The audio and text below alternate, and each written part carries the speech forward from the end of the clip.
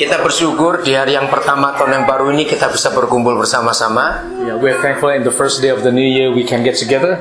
Dan kita nggak cuma makan, We're not only eating, tapi kita bisa mengerti hati Tuhan. but we can understand the heart of God. Yesus pernah berkata, makananku ialah Jesus said, my food is... bukan barbecue. It's not barbecue. It's not satay.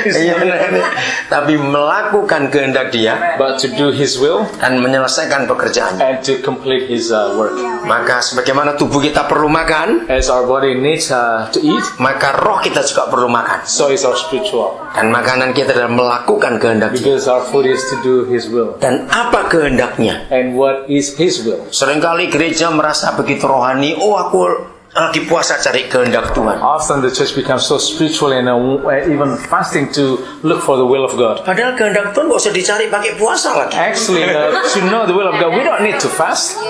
Kita lihat 1 Timotius 2 ayat yang keempat. We can look at the 1 Timothy 2 verse 4.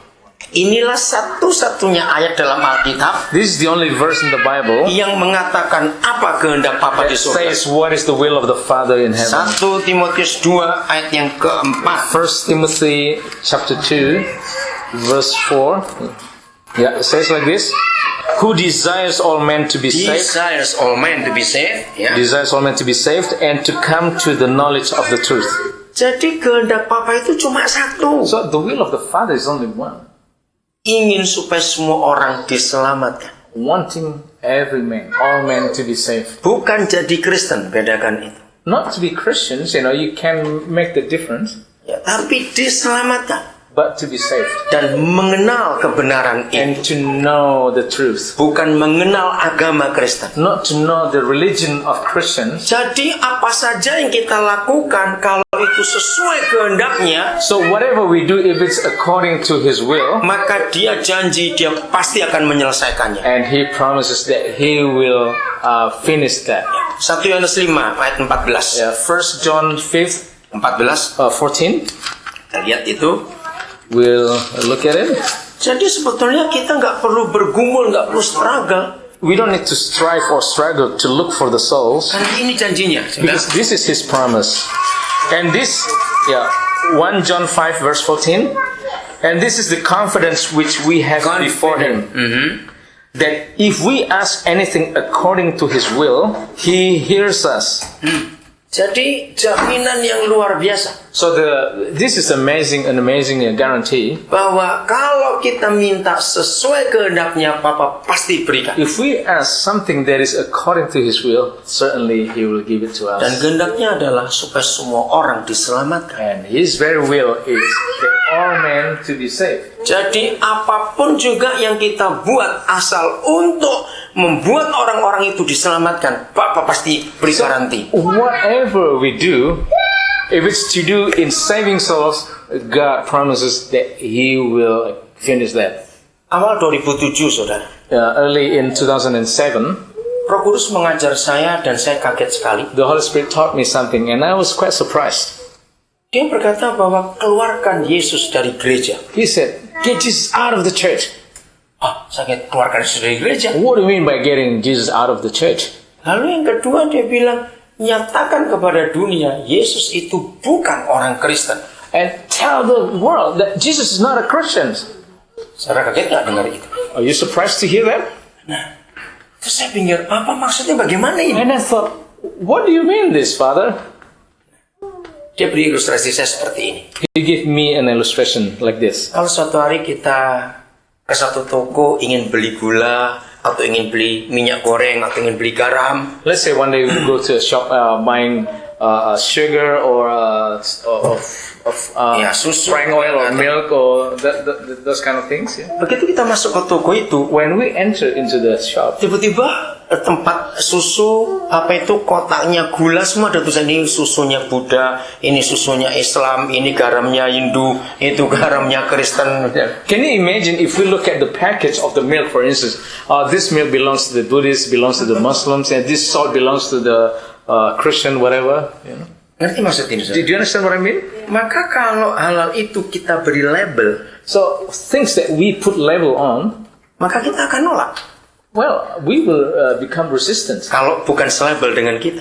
if it's not a same label with us. Nah, begitu Yesus dikenal sebagai orang Kristen dan milik gereja, So once people know Jesus only belongs to the Christians, owned by the church, orang lain nggak akan mau terima. no one else would like to accept him.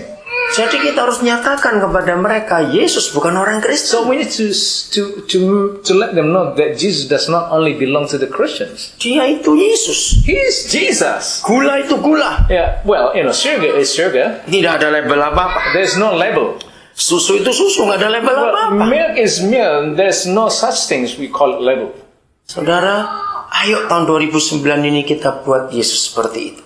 Let us, in this year 2009, make Jesus like that. Ini tugas berat. This is a kind of heavy duty. Karena mengeluarkan Yesus dari kekristenan, itu hal yang berat. Because to get Jesus out of Christianity is very difficult, very hard. Karena kita akan berbenturan dengan sistem gereja yang ada. Because we're gonna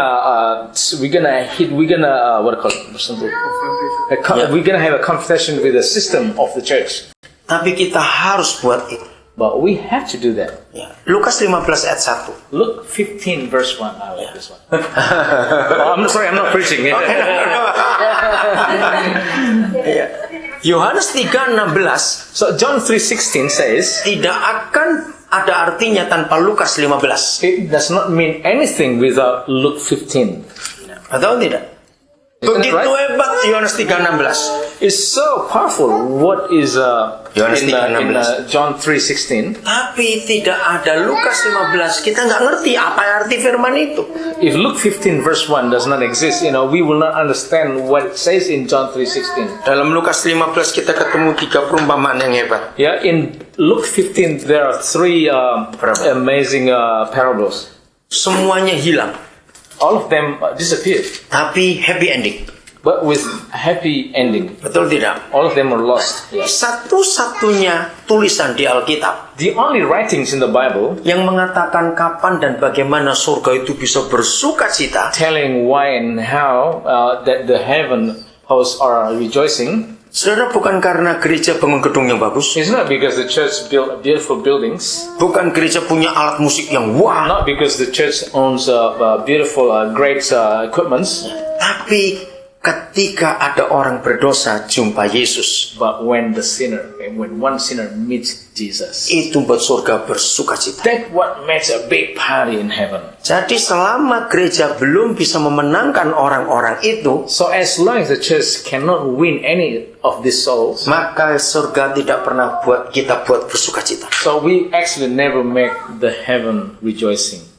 Jadi kalau kita ingin buat surga bersuka cita, If you want to make the heaven rejoices, carikan mereka yeah, look for the lost, yang dikasih oleh Yesus itu. because they are loved by Jesus. Lukas 15 ayat 1. Yeah, verse 1 of Luke chapter 15, it says here, now all the tax gatherers and the sinners were coming near him to listen to him.